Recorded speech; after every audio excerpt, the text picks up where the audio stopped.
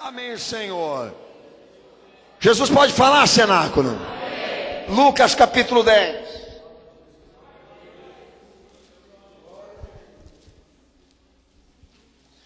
Lucas capítulo 10. Verso 1, verso 2. Vamos à leitura do que está escrito. Enquanto a igreja se prepara, Maranata, aos meus amados irmãos que nos acompanham pela internet. Deus abençoe a todos. Estamos ao vivo, dia 20/11/2014, diretamente da sede da Igreja Santa Tua Fé em São Paulo. Culto de preparação e santificação para a volta de Jesus. O toque da trombeta, a campanha oficial desse ministério nos últimos dias. Deus abençoe a todos que nos acompanham, aqueles que nos visitam aqui em São Paulo, aqueles que nos assistem pela primeira vez pela internet. Jesus te trouxe aqui, o nome dele seja louvado aqui nessa noite. Lucas 10, verso 1, verso 2, que diz: depois disso designou o Senhor ainda outros 70 e mandou-os adiante de si, de dois em dois, a todas as cidades e lugares aonde ele havia de ir. E disse-lhes: grande é, em verdade, a seara, mas os obreiros são poucos. Rogai, pois, ao Senhor da seara, que envie obreiros para a sua seara. Amém, cenáculo. Quem crê nisso dá glória a Deus? Quem crê nisso dá glória a Jesus? Pode se assentar, Deus abençoe a todos.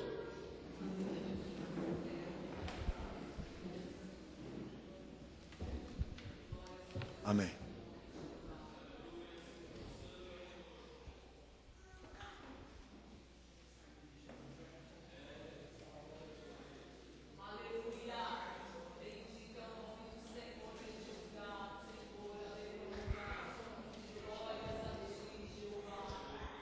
Pastor, eu tenho constantemente me visto em guerra, irmãos, para provar a originalidade desse termo Cristo. Diante das muitas opções que os homens formaram, tentar trazer a raiz, certas expressões que estão sendo dominadas lá fora, de forma errônea, contraditória, porque não é bíblica. E uma das coisas que eu posso dizer a vocês, que se nós fôssemos resgatar da raiz a expressão seguidor, nós sentiríamos falta hoje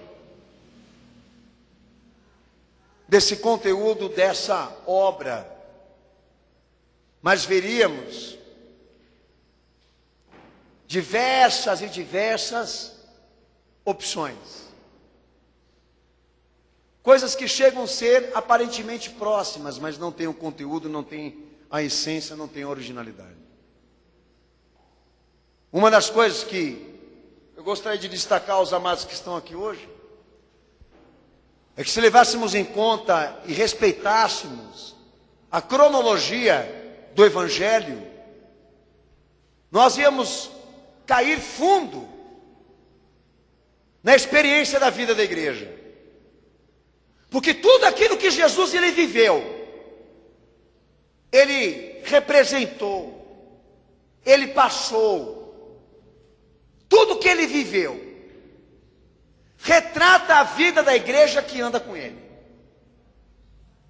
São os mesmos passos que ela também vai ser obrigatoriamente andar, viver, como diríamos também, experimentar.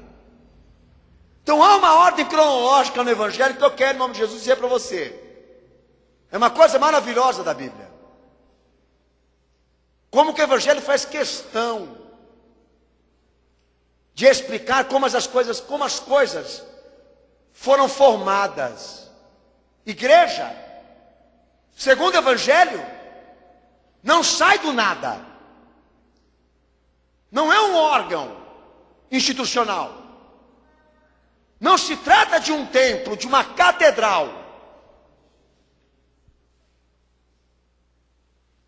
Se nós formos olhar ali, na raiz do que Jesus viveu, do que ele exemplou, daquilo que ele ministrou, daquilo que ele fez questão de priorizar, nós vamos nos deparar com uma verdade. Antes da igreja existir para ser frequentada publicamente pelas pessoas, ele formou, consagrou, preparou discípulo. E com mais uma referência, que não seria fácil a experiência de formar discípulos seguidores para ele, porque o serviço sempre seria maior, você leu aí. O serviço sempre seria maior do que aqueles que estariam dispostos para trabalhar nisso. E ele pediu: orai, rogai ao Pai Celestial, para que surjam mais seguidores, discípulos e obreiros para essa obra. Porque a tendência é que o ministério da justiça e da fé sempre se veja trabalhando com poucos. Sempre se veja trabalhando com minorias. Então esse conceito de que o evangelho tem que explodir, de que o evangelho tem que movimentar massas, esse conceito popularizado, esse conceito quântico, esse conceito profissionalista, que o movimento evangélico está implementando, não condiz com a experiência do meu Senhor. Porque o evangelho sempre nos mostra ele trabalhando com poucos, ele trabalhando com minorias, convivendo com dificuldades, porque não eram muitos aqueles que o queriam, que o desejavam. Há um erro grotesco no conceito de ser cristão ou de fazer igreja no século 21 com aquilo que está na Bíblia. Porque se for para fazer essa massa crescer, a base de modificações, de fermento, de química, de politicagem, não se trata de cristianismo, mas de perversidade. Vamos falar do que é ser um cristão, um discípulo, dar a Deus uma igreja, obedecendo e respeitando a ordem do tempo de como levantar uma igreja para Jesus em adoração a Ele. E eu quero que você abra o texto de Mateus 5, versículo 6 e versículo 7. O evangelho era anunciado por Jesus para muitas multidões o ouvirem. Quando ele pregava para todos. Leia o texto aí, eu não vou ler.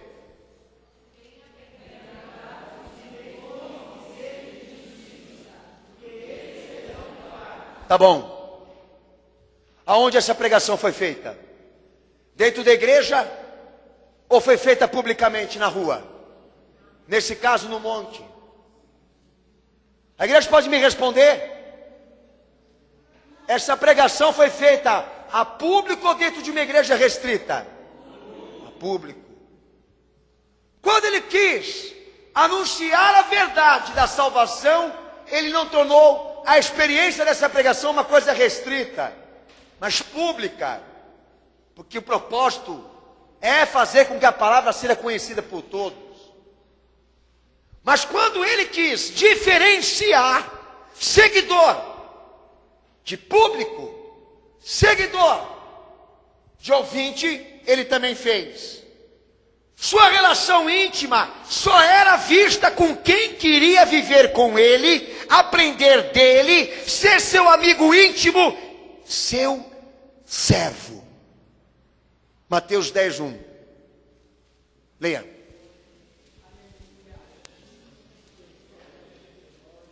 Pode ler só esse versículo.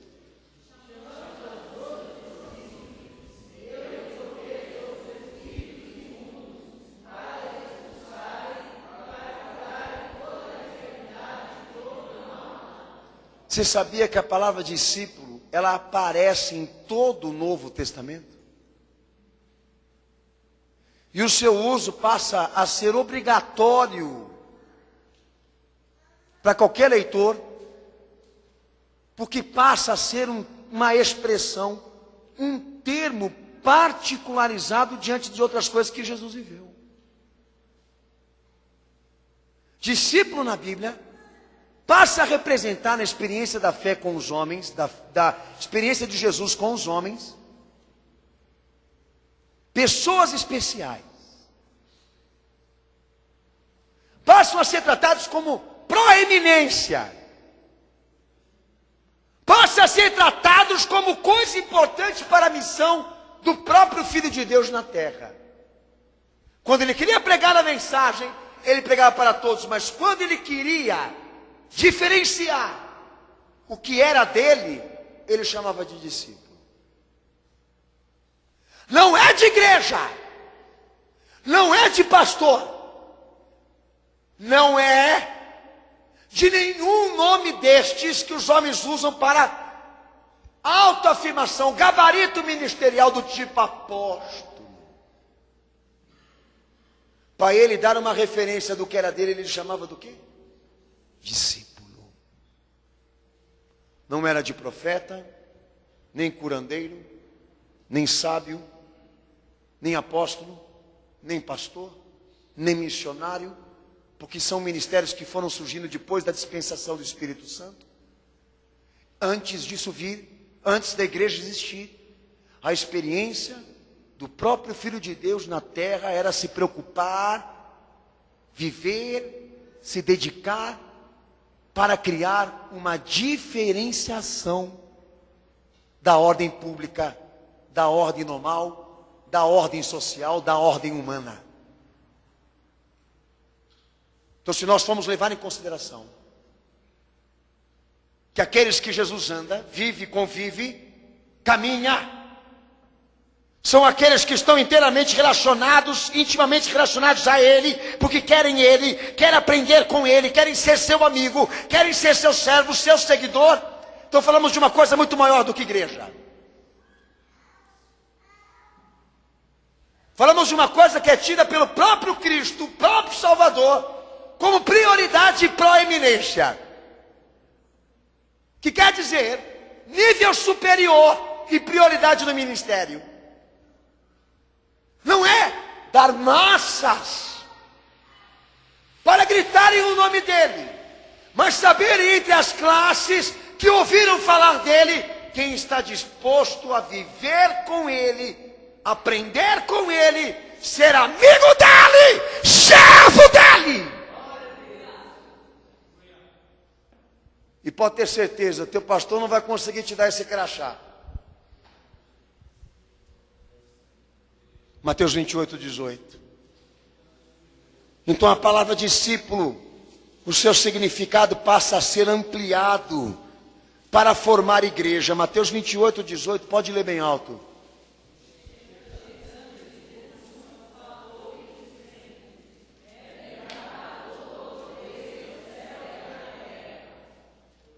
Vamos lá.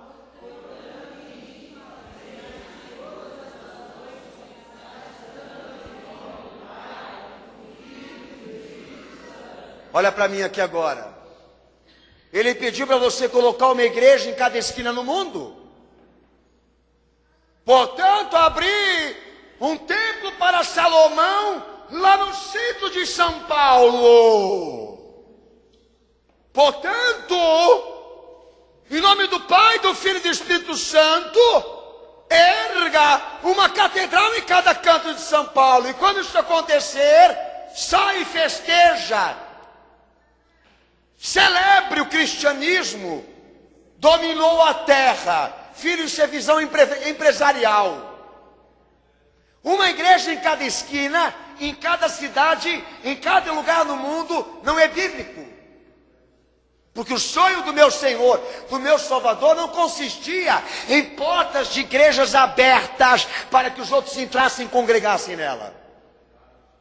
Mas saber aonde estavam os seus verdadeiros seguidores, aonde estavam os seus verdadeiros fiéis, E ele passa a ampliar, a universalizar esse conceito, esse significado chamado discípulo como regra fundamental do pastor, da igreja, do ministério que está hoje aqui no século 21. Eu quero discípulo.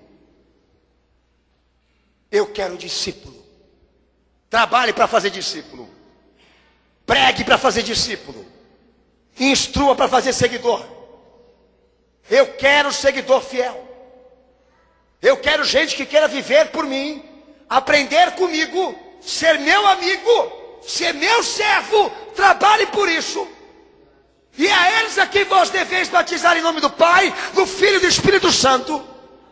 Porque é isso que deve ser universalizado. Não é Jesus te ama. É muito mais do que isso. O que ele quer que seja universalizado é a consistência daquilo que está sendo ensinado na igreja. É a ordem daqueles que vão segui-lo.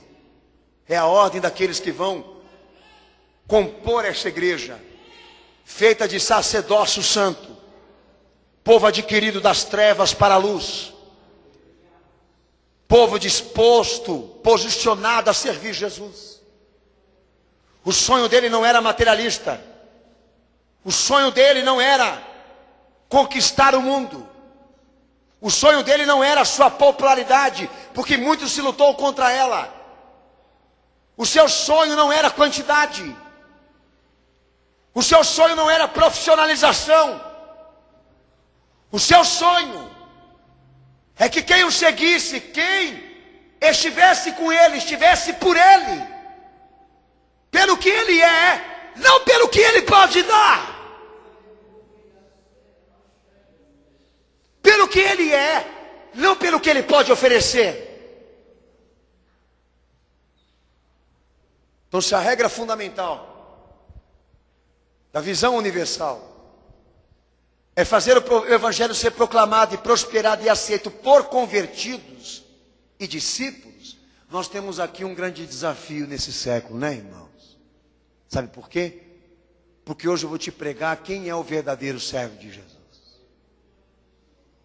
Vou te falar da raiz dessa expressão. E como se perdeu a significação desse termo na cabeça dos evangélicos que se dizem cristãos hoje. Em Mateus 4:18, a Bíblia trata o discipulado ou o discípulo como uma das obras da inauguração da missão de Jesus na terra. Eu não vou ler esse texto, mas Jesus, antes de tudo, ele se preocupou em quê? Em formar discípulo para ajudá-lo e estar com ele na missão. Quem testifica diz amém. Quem testifica dá glória a Deus. Em certa ocasião, esses discípulos eram muitos. Lucas 6:17. Jesus começa a chamar e forma-se uma grande quantidade de pessoas que queriam segui-lo, queriam ser discípulos dele. Lucas 6:17. Incluindo várias pessoas de várias camadas da sociedade, como também confirma Mateus 8:18, Marcos 1:16 ao 20, Marcos 2 do versículo 13 ao versículo 15, Lucas 6 do 14 ao 15. E aquele trabalho que o Senhor passa a desenvolver, de querer agregar para si um grupo diferenciado da sociedade, um grupo especial dele, diferente das outras, que começa por Pedro, no próprio texto que eu lhe relatei, que o Senhor pega este homem lá no vínculo econômico da sua vida, desenvolvendo tarefas da vida, e o chama para renunciar a tudo aquilo que ele se dedicava para viver somente por ele. E assim o Senhor começou a desenvolver esse chamado para outras pessoas. Estendeu esse chamado para outras pessoas de diversas classes. Alguns cobradores de impostos, outros salteadores, inclusive, pecadores, tidos pela sociedade da época. E forma-se um grande número. de pessoas dispostas a querer ser isso. Antes de igreja, de massa, de multidão, algo especial e diferenciado para ele. Que assim como a Bíblia quer tratar o discípulo, chamá-lo, assim como a Bíblia quer tratar.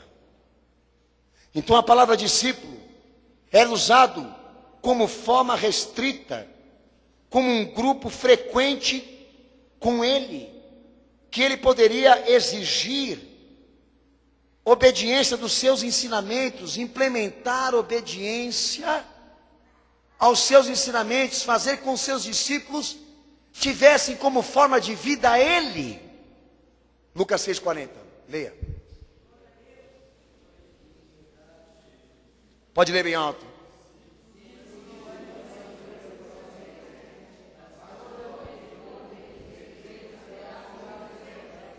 Muito baixinho, muito tímido, lê alto.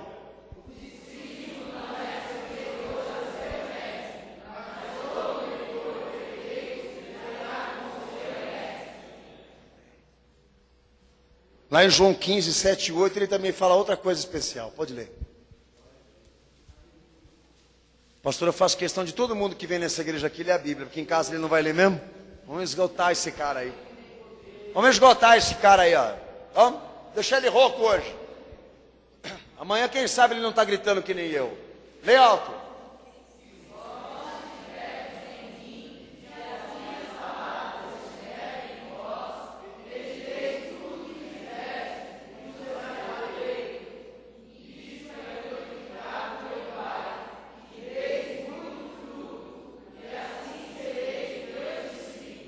Amém?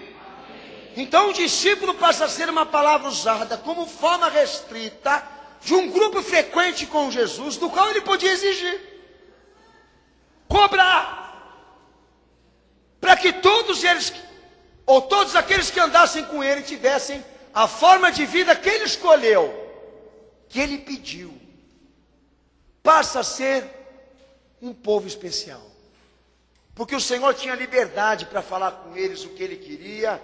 Quando rir, rir. Quando chorar, chorar. Quando ficar bravo, ficar bravo. Quando falar energicamente, fundamentalmente.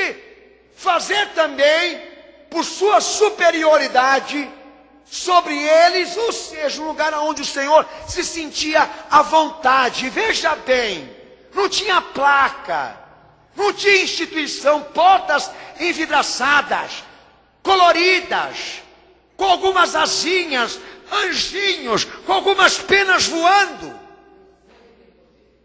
Tudo isso era feito humanamente. Era um laço, era uma relação humana, espiritual entre eles. Então veja só, hoje mudou o conceito de seguidor de Jesus. Porque seguidor é o cara que está na igreja, que é batizado, que tem um pastor, que dizima, que oferta. Pelo amor de Deus, você acha que isso daí faz ser crente? Seguidor de Jesus? Estar resguardado, entendeu? Sobre uma placa, sobre uma ordem, sobre um pastor.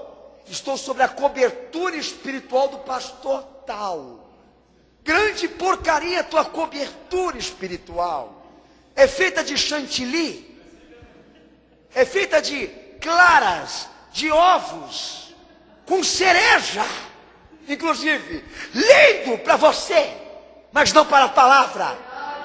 Porque se você não tiver o que eu estou lhe pregando aqui hoje, se você não tiver uma vida com Ele, uma experiência, uma convivência, se você não tiver uma comunhão, um laço, uma união, de nada vale você hoje aqui, olhando para minha cara hoje aqui dizendo: olha, pastor, eu sou crente há 20 anos, truculento. Quanto cara truculento dentro da igreja, que usa o tempo para se autoafirmar, que usa a igreja como trabalho próprio, que acha que a tarefa dele com Jesus é expandir a sua denominação, é fazer a placa da igreja dele ficar famosa, ser uma referência ética. E através dessa referência religiosa e ética, fazer política, fazer bancada, fazer congresso, relações públicas, relações de poderes, fazer dinheiro, virar comércio. Mas se nós nos voltarmos para isso, para a visão dele, a propriedade mais valorizada por ele aqui são as pessoas que queiram servi-lo. Porque é entre estas especiais que ele quer ficar à vontade com elas, porque ele sabe o quanto elas o amam e estariam dispostas a ir por ele nessa vida que Deus deu. Então o fato de você estar hoje aqui, o fato de você ter sentado hoje nesse banco, de você ter uma história com a igreja, uma história com o pastor, que muitos que estão aqui têm uma história comigo, não nos dá Cristo, não nos faz um discípulo. Porque ser discípulo dele, essa história começa no que você fez para ele. E o que você vem desenvolvendo e trabalhando a nível de que ele se torne rico com a tua vida, com o teu sacrifício, com o teu amor. E a nível dessa visão de fé, muitos estão pobres aqui e precisam mudar, e precisam tomar vergonha na cara, e precisam se converter, pararem de serem prepotentes, pararem de serem orgulhosos e analisar, gente. Demos uma igreja para ele sem discípulos. Demos uma igreja para ele sem discípulo.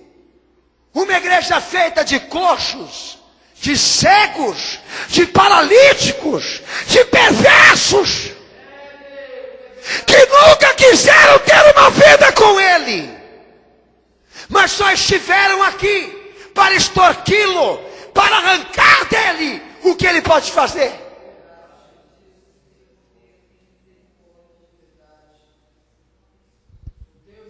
Dei a ele uma igreja linda e maravilhosa, com bancos maravilhosos, com estrutura maravilhosa, com coral, com cantores maravilhosos, com pregadores que não erram o português, aonde os fregueses são atendidos bem. Mas não tem um discípulo ali. E aquilo não está sendo feito para ele, está sendo feito para homens. Então o termo discípulo passa a ser tratado pelo Evangelho como uma condicional. Indivíduos, para serem seus seguidores literalmente, indivíduos que o quisessem seguir, deveriam obedecer às condições que ele impôs. Seguir aparece mais de 80 vezes no Evangelho. Olha a preocupação do Senhor. 80 vezes. Em Lucas 14, 26, não abra. Ao versículo 33, Jesus diz que um discípulo deve amá-lo acima da família, da sua própria vida, em qualquer situação desfavorável. A prioridade é ele, não é o homem. Em João 8,31, para ser discípulo dele, deveremos obedecê-lo dentro da sua vontade, da sua palavra, não da opinião pública. João 17, do 14 ao 19, diz que todo discípulo não poderia ser mundano, porque todos deveriam estar santificados pela palavra que ele prega. Mateus 11, 25 diz que todo discípulo deve ser pequeno, humilde, sem ambição. Mateus 10, 19 ao 20 diz que todo discípulo deve ser cheio do Espírito Santo.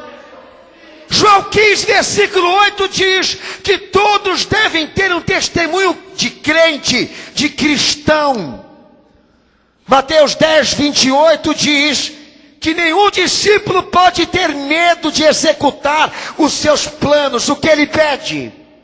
Mateus 10, 32, Jesus ensina que todo discípulo tem que ter uma confissão de fé pública. Falar dele abertamente aos homens, ainda que o preço disso seja a sua vida.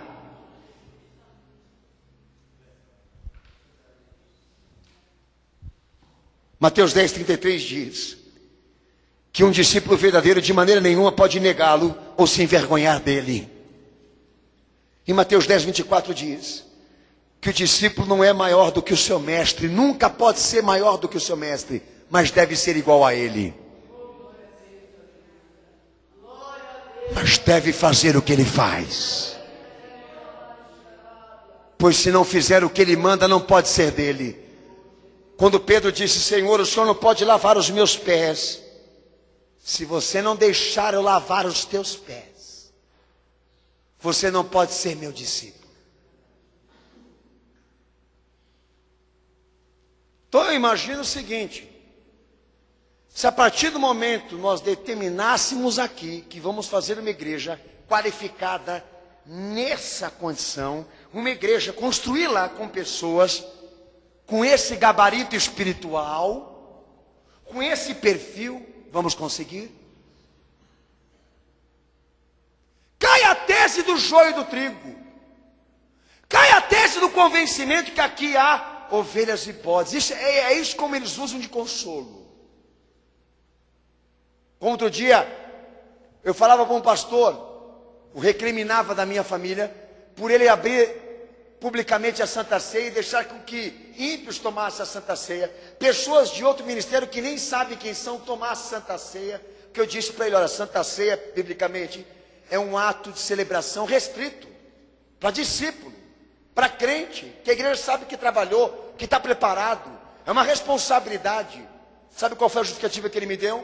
Para fazer tua mãe e teu pai tomarem Santa Ceia como se estivesse sentado na mesa na casa dele, que Judas estava sentado lá. Eu falei para ele: meu amigo, mas você quer o destino de Judas para essas pessoas? Ele olhou para minha cara e disse assim para mim: Daniel, o problema é delas. Eles só enxergam a fórmula do crescimento. Eles só enxergam a forma de como tornar isso daqui uma popularidade. Eles só enxergam a fórmula de como fazer isso aqui ser um profissionalismo, uma renda, algo que lhes traga um lucro, condição material financeira. Mas falando de obra honesta, de obra fiel, o meu Senhor diz assim: olha, você quer me deixar feliz e realizado? Faz esse cara ser crente para mim e viver por mim. Senhor, a igreja não vai encher. Daí entra a questão da minoria. Senhor, a igreja não vai lotar. O batismo não vai ser com 1000, vai ser com 1. Daí ele vai olhar para mim e falar assim: Daniel, eu quero discípulo, eu não quero popularidade. Eu quero discípulo, eu não quero quantidade.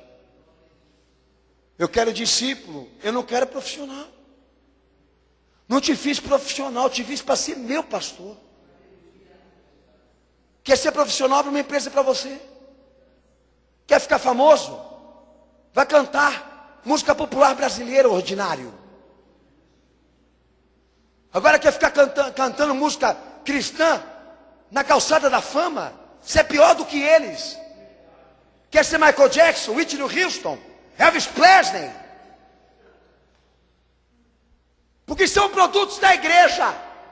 São produtos dessa igreja mal resolvida. São produtos dessa igreja cultural. dessa igreja política que construíram com interesses alheios, interesses humanos, interesses ambiciosos, carnais, promíscuos.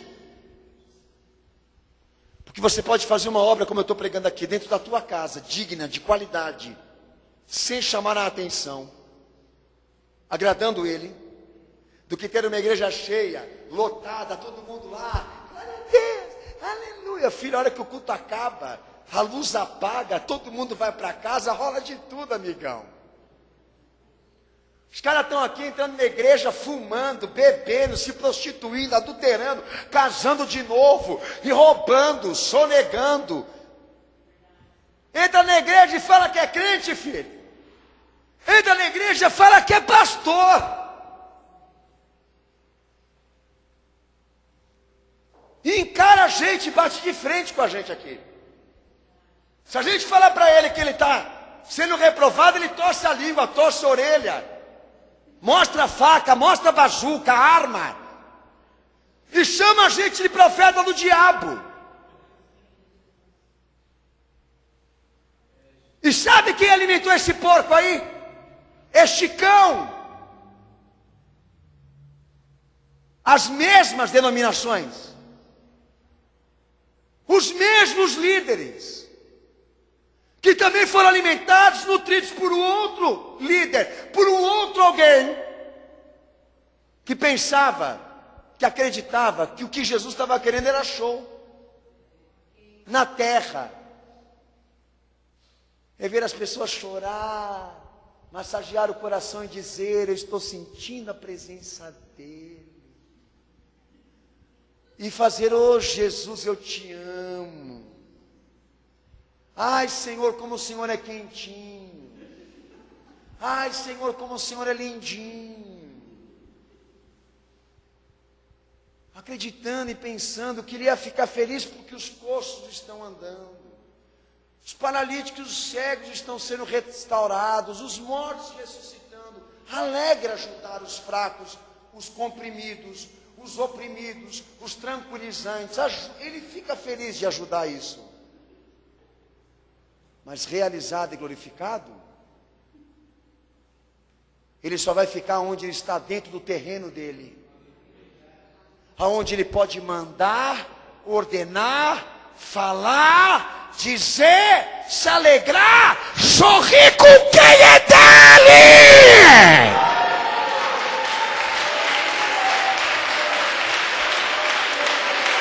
Entendeu? É mais ou menos o seguinte, ó, vamos imaginar Jesus num culto de hoje. Vamos pregar o evangelho, deixa todo mundo entrar, todo mundo que quer entra. Lota lá a igreja, lota todo mundo. Ele pediu para lotar mesmo. E lota a igreja, tudo quanto é tipo de gente lá dentro faz parte do processo. Daí vem gente, sai gente, entra gente, chora, etc. Um ri, outro glorifica, outro xinga, aquela coisa toda normal. Acaba o culto, todo mundo vai embora para casa. Fica quem? Fica quem? Agora esses caras não vão levantar carteira de trabalho para pedir oração. Agora eles não vão colocar roupa aqui no púlpito para o pastor ungir, consagrar, para o marido vestir. Agora eles não vão vir pedir essas coisinhas. Agora eles vão ficar aqui para aprender, para ser ensinado, para viver, ter intimidade, comunhão com o seu Senhor. Agora nós vamos fazer um culto de verdade aqui com esses 12 aqui. A gritaria foi embora. Ai, Jesus quentinho foi embora. Ai, que eu sinto a presença do Senhor. Batista da Lagoinha. Foi embora. É que nem uma história que o pastor eu conheço lá da Alemanha, né? Que estavam todos aqueles irmãos ali orando, aquele culto fervoroso, aquela coisa toda. De repente entra soldados armados de Hitler ali no culto deles, todos armados ali, apontando a arma e dizendo assim: quem for crente agora vai morrer. Bom, quem for crente vai morrer. Daí todo mundo falou: agora chegou a nossa hora. Daí o general, ele passa na frente e diz o seguinte: mas eu vou dar uma chance para vocês. Quem negar Jesus aqui, eu vou dar uma chance de você viver. Então vai para a esquerda. Quem negar seu Senhor não vai morrer hoje. Quem negar a sua fé, vai ter uma chance para viver. Daí foi uma patota. Só ficou uma minoria lá. Vocês querem ser crente mesmo ainda, sabendo que vocês vão morrer? Olhou para o lado esquerdo, que tinha uma patotinha lá. Vocês podem ir para casa. Saíram correndo. Não deu nem para ver a cor da roupa. Mas e aí eles pegaram uma arma, apontaram lá para os três que ficaram. E os três fecharam o olho e disseram: Jesus, já estava orando que nem Estevão. Eu entrego o meu espírito, Senhor. Pega o que é teu, Senhor. De repente o soldado larga a arma, tira o chapéu militar, olha para eles e diz: agora nós vamos fazer um culto de verdade aqui. Eles eram irmãos na fé. Eu só não sei a cara daqueles que saíram correndo no próximo culto. Eu só não sei como é que eles ficaram no dia de amanhã, sabendo que aquilo era uma pegadinha. Mas o fato é que os que não eram foram embora, os que não eram saíram correndo, os que não eram saíram em defesa de si próprio. Mas os que eram ficaram. E é mais ou menos isso daqui. Agora nós vamos fazer um culto de verdade com aquilo que é dele. Aleluia. Aleluia, Senhor. Aleluia, Jesus. Aleluia, meu Salvador, Deus poderoso, Deus glorioso. Daí o Senhor olhava aquela quantidade, coçava o bigode. Tem alguma coisa errada aqui, tem muita gente. Tem muito discípulo. E ele podendo ler a cabeça e o coração das pessoas, que é uma coisa que eu não posso, ninguém pode aqui. Ele sabia que tinha muito ali, mas muito discípulo ali. Superficial, mentiroso, mascarado. E ele faz a pregação de João 6. Faz uma pregação de ensino radical, mas tão radical, toda especialmente voltada para si mesmo. É o que ele quer, não é o que vocês querem. Em João 6,60. Esse discurso acaba sendo tão difícil de aceitar, que muitos discípulos o abandonam. Lá no versículo 66 mostra isso também. Eles olham para a cara do outro e dizem assim: espera lá, esse homem está pedindo para a gente viver em pró a ele? Quem vai suportar esse discurso? Não é o que eles falam hoje aqui? Mas que é isso? Esse pastor é louco, ele é maluco, ele cheirou, está drogado. E eu? E a minha família? Ah, você não quer Jesus, você quer uma marca. Você quer uma etiqueta para botar na camisa e todo mundo olhar lá e falar: olha, ele é isso. Nessa é que nem o Cazuza. Eu quero uma ideologia para poder viver. Yeah. Você é Cazuza, né, filho? Daí o Senhor começa a pregar, a falar que a salvação que Ele veio trazer à humanidade depende de que aqueles que o sigam vivam por Ele, pelo que Ele ensina. E começou a pregar, a falar. E quem estava lá, assim, ó, aleluia, glória a Deus, entendeu? Foram saindo um por um. Já pensou o Macedo? Para! Você está estragando com a minha igreja. Você está mandando gente embora da minha igreja. Eu lutei tanto para ganhar eles. Já pensou? O Valdomiro, pelo amor de Deus, Jesus, cala a boca. Como é que eu vou pagar o canal? Como é que eu vou pagar a Rede TV? E botaria o chapéu na cabeça de Jesus e fala assim: fala que nem eu. Fala burro que nem eu.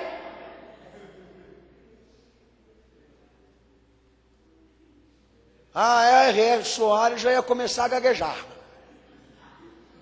Ele já ia sair da etiqueta. Ia rasgar a camisa que nem um super-homem. ia pular no pescoço de Jesus, e pode ter certeza, ia quebrar o pau. Sem falar dos outros, pelo amor de Deus, que até perfume fizeram para Jesus. Cueca para Jesus, meia para Jesus, água para Jesus poder dar para todo mundo. Olha aqui, Senhor, o Senhor cala a sua boca. Porque se o Senhor começar a implementar essa ideia de que a igreja que o Senhor vai ministrar a palavra da obediência só vai ser feita de discípulos, Senhor, nós vamos morrer pobre. Amanhã não tem filé mignon na mesa. Entendeu? Minha mulher no final do mês gastou 30 mil reais de cartão. Os boizinhos vão morrer de fome. São 3.000 cabeças, Senhor. É muito gado para alimentar. Tudo seria diferente. Isso que estraga Jesus nesse século.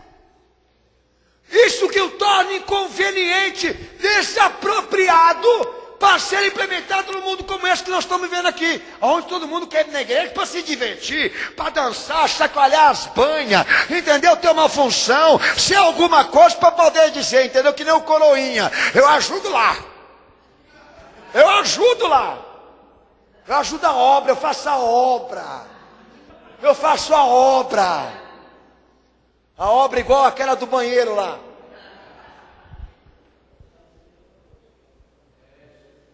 As coisas seriam bem diferentes, mais difíceis se Jesus tocasse a igreja. Porque os homens não estão querendo que ele faça uma igreja feita de discípulos, mas de bastardos, nécios, profanos, promíscuos, imorais, libertinos, desleais, mentirosos. Ele quer uma igreja de discípulos, não para ele é uma igreja de bandido. Já pensou? A igreja é lotada e fala, vamos pulverizar isso aqui, pastor Daniel. Hoje eu vou falar para esse povão aqui o que eles precisam para me seguir. Pode ser? Fica à vontade, Senhor. Pode falar tudo que o Senhor quiser. A igreja é tua, Senhor. A obra é tua, Senhor. Quem sou eu, Senhor? Não posso nem tirar a sandália dos teus pés, Senhor, como dizia João Batista. Pode tomar à frente, a palavra é toda tua.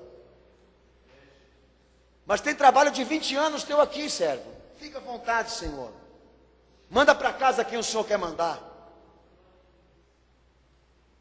É assim. Vamos diferenciar público de servo hoje? Vamos diferenciar massa, classes do discípulo servo. Amém, Senhor, fica à vontade. E começa a pregar. A minha comida, o meu alimento é a minha carne e meu sangue. E para viver comigo, vocês vão ter que comer disso e se alimentar disso. E foi o estopim da decepção de muitos, de querer abandonar ele, nem olhar na cara dele e ir embora. E ele só fica com 12. Um trabalho quase de 3 anos, ou até menos, sendo esgotado ali. E ele passa a ter a minoria, não a maioria. E assim, grande parte dos que ele ensinou foi a minoria. Mateus 16, 21 diz que ele pregou sobre a sua morte e a sua ressurreição. Marcos 13 diz que ele pregou acerca do fim dos tempos. João 14 e João 16, 2 capítulos, ele pregou sobre o amor, sobre o Pai, sobre o Espírito Santo. Somente por um ciclo restrito e pequeno. João 6, 68, lê para mim. João 6, versículo 68, lê bem alto, cenário.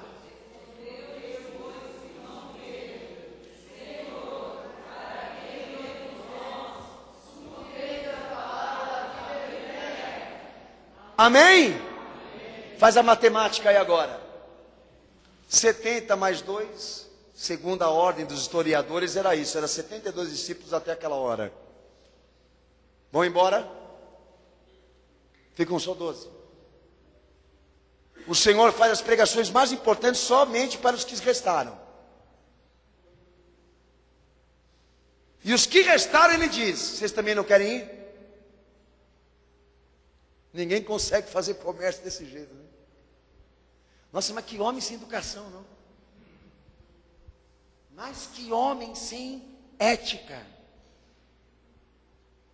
Ele não tem parte humana. Nós estamos aqui seguindo ele, ele manda a gente embora. Nós estamos aqui comendo com ele, andando com ele, viajando com ele, passando fome com ele, e ele manda a gente embora aqui sem educação. Não foi isso. Eles viram aquela manada de discípulos ir embora e desistir de Jesus. Eles falaram, meu Deus, e agora? Quem poderá nos livrar? Quando o Senhor fala para eles, vocês também não querem ir? Ele estava querendo o quê? Um grupo especial. Para fazer a igreja dele. Pedro, com todas as dificuldades dele, com todas as descrenças dele, com todas aquelas partes que Jesus tinha que trabalhar ainda para fazer um grande discípulo, ele olha no rosto do Senhor e diz para ele, Senhor, para onde nós podemos ir? Se só o Senhor tem a palavra da salvação.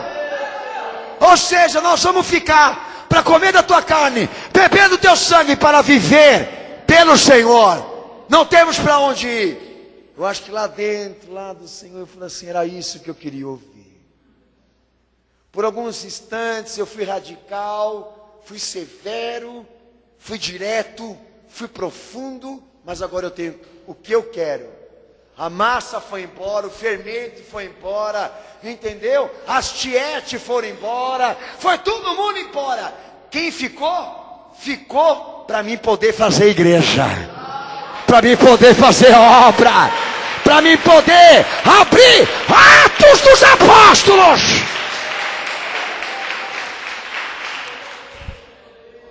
E a obra não é assim, cenáculo? Ela não é desse jeito? Quantas vezes a gente não passou por esse constrangimento, né? Que a gente achou que a gente ia vencê-lo, que a gente achou que ele ia abrir mão das condições, que a gente ficou ali, mas Senhor, a cruz, não dá uma outra coisa para pegar não? O Senhor quer me dar uma cruz, mas será que não tem uma coisa mais fácil? Não. Me dá um violão, me dá um trompete, uma corneta, me dá uma bandeja, entendeu? Me dá, Senhor, qualquer coisa que o Senhor quiser, uma harpa, entendeu? Eu posso ser anjo na tua igreja, se o Senhor quiser, me dá umas asinhas.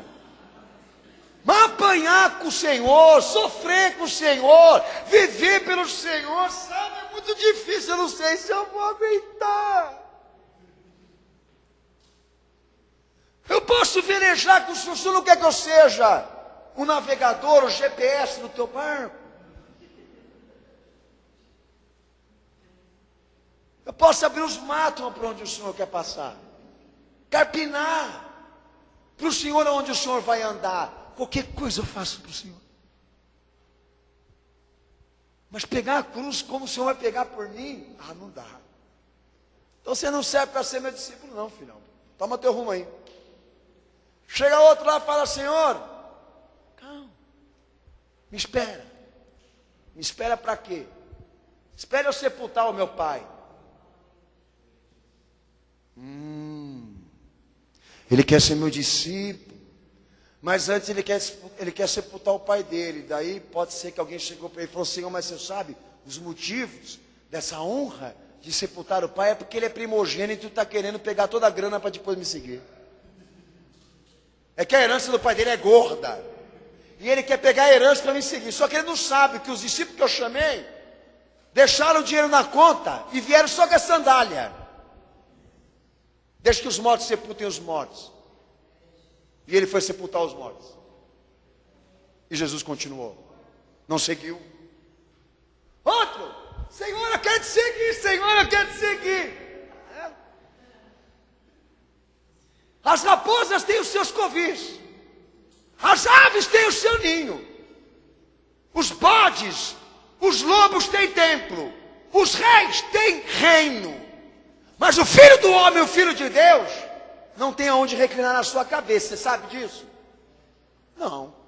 Você sabia que nós não temos morada fixa? Não. Você sabia que não sabemos o que nós vamos comer hoje ao meio-dia? Não. Está sabendo agora? Então tchau, Senhor. E não seguiu.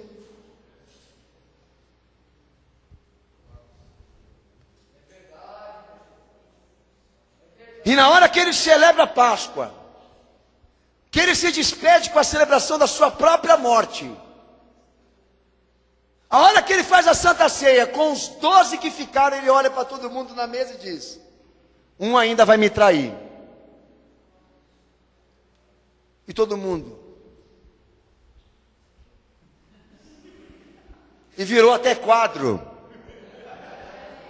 Todo mundo montado em cima da cabeça dele, todo montado em cima do ombro dele, para tentar saber quem era o traidor. E a matemática de 72 vira 11. E para ficar 12, ainda teve que pegar um que não tinha nada a ver com o negócio, para botar no lugar daquele que traiu.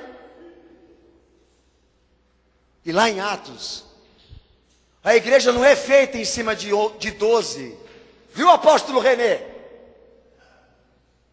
A igreja é feita em cima de 11.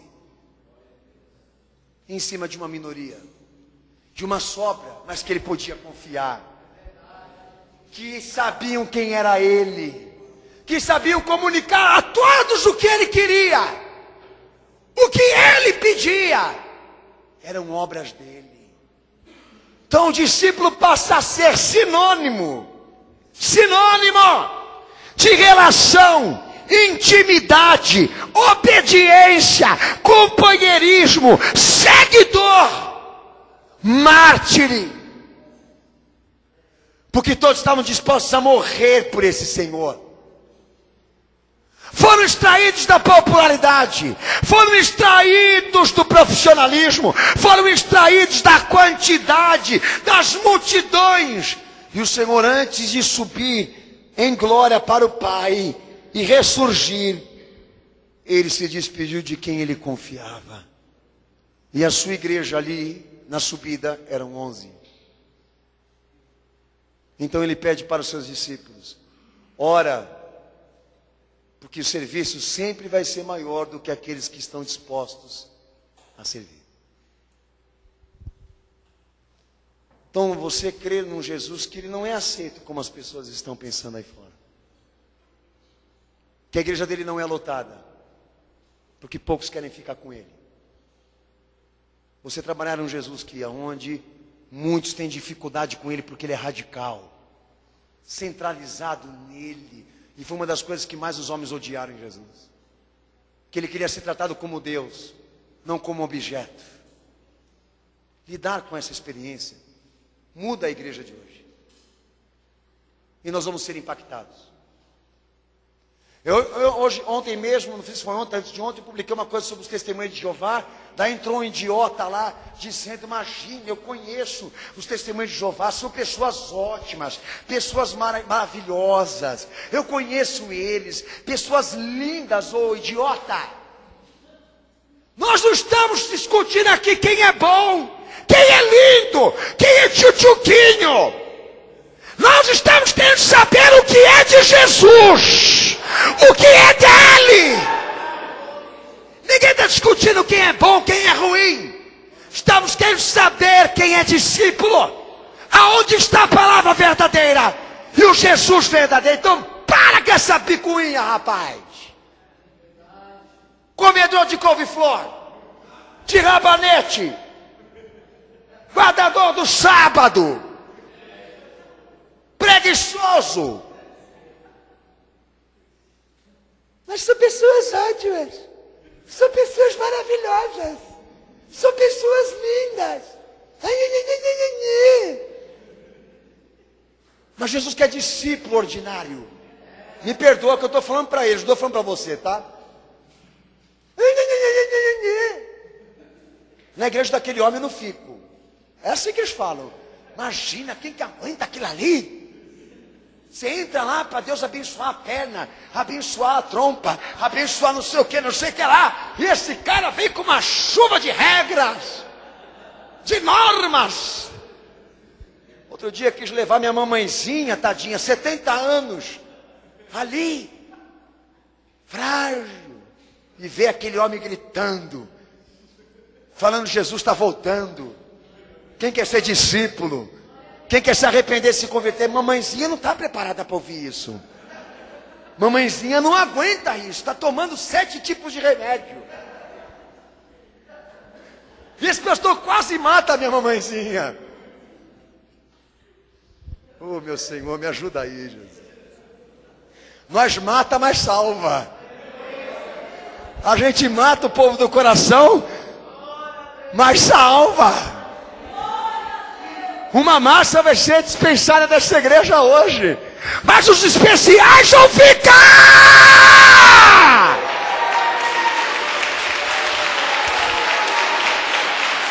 Aleluia.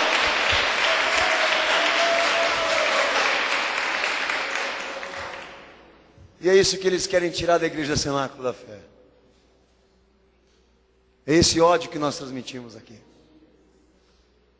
Queremos dar a Jesus uma coisa que Ele mereça.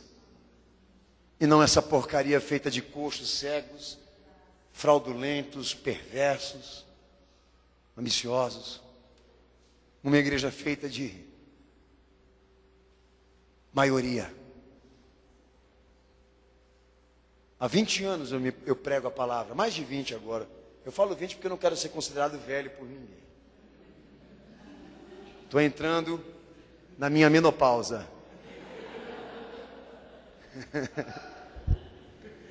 Eu não quero ser desvalorizado por ninguém. Há 21 anos eu prego e eu tento ali perguntar para o meu Senhor, por que eu fico girando, e alguns dizendo para mim, igrejinha de fundo de quintal. Daí eu escuto alguns dizendo assim, conhecereis o seu fruto. Olha para o fruto. E olha para o fruto. O bicho não sabe nem o que é fruto. Ele nem leu, ele nem investigou o que é fruto. Pelo amor de Deus, fruto para ele é grana, é dinheiro. É entrar lá no Jornal Estado de São Paulo e olhar lá o IBGE. Igreja Assembleia de Deus com 1 trilhão de membros. Universal do Reino de Deus em segundo lugar com 2 bilhões de membros. Conhecerei de seus frutos. É essa concepção que os evangélicos têm de graça, de movimento pentecostal, de igreja, de ministério. É público, quantidade, popularidade, parte profissional. Sinceramente, irmãos, eu lutei para não me decepcionar e não me frustrar como pastor quando me vi entre as minorias. Quando eu vi e me vi com o resto. E daí eu perguntei, meu Senhor, qual o propósito? Porque quando o Senhor disse para mim que o Senhor tinha uma obra comigo, eu imaginava eu no estado do Maracanã, e todo mundo pisando nos óculos, quebrando os santos, não é assim? Entendeu? E glória a Deus! E aquela multidão, é muito bom ouvir o barulho da multidão.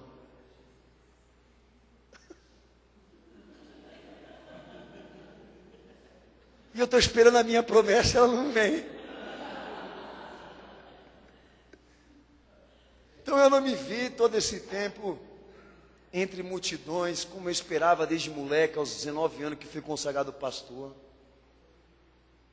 E lutei para quebrar essa ambição na minha vida. E fui obrigado a olhar para o meu Senhor e ver que Ele foi o primeiro a inaugurar essa experiência. E saber que de todos que passaram por aqui, poucos vão ficar. Mas são os especiais. Ama eles. Porque é com eles que você vai fazer a minha obra. E se ele não foi poupado dessa frustração, o pastor Daniel lindão, vai ter um estádio de futebol só para ele poder pregar, e no final ainda vender os livros dele, os DVDs dele, as pregações dele. Já pensou? Olha, irmão, eu se eu botasse a minha mulher lá comigo lá, eu enchi um estádio de futebol. Mas não? Uma mulher bonita dessa aí. Mas comigo pregando eu esvazio qualquer estádio. Mas eu posso dizer aos amados irmãos, como pastor, sou completamente desrealizado. E cheguei numa conclusão, que foi assim que eu ganhei o ministério verdadeiro com Cristo. porque quem é pastor é Ele.